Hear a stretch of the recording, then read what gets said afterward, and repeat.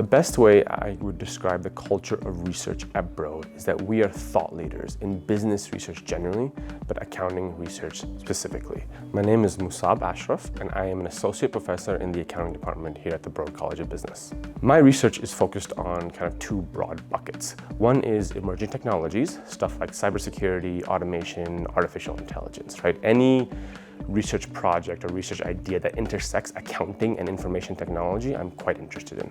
The other big bucket is corporate governance research, particular focus on audit committees and financial reporting. My paper is titled, "Does Automation Improve Financial Reporting?" and it's published in the Review of Accounting Studies. There are dozens, perhaps hundreds of accounting journals, journals that will publish accounting research.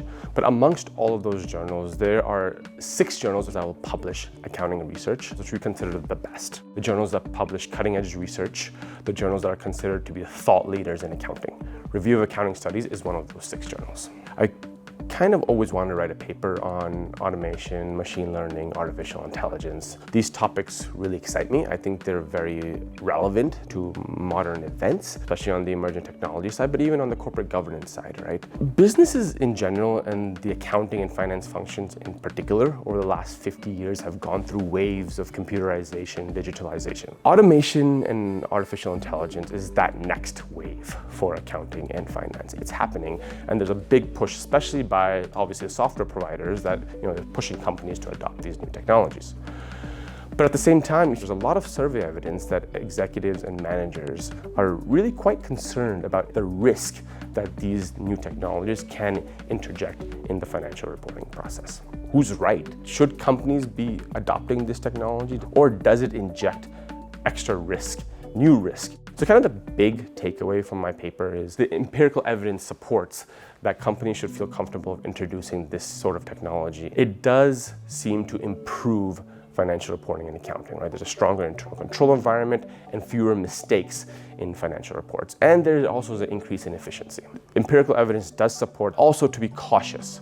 Companies that adopt this technology seem to be pulling back the human oversight after adopting the technology. And the problem with that is, when there is a mistake that does happen, that mistake tends to be a lot worse than it would have been if the companies had retained that oversight. So I hope people who read my research or hear about my research walk away with the takeaway that if you implement this technology, don't just let it run on its own, right? Retain that human oversight, because the technology is not perfect. At least right now, it's not perfect. Who knows what the future holds?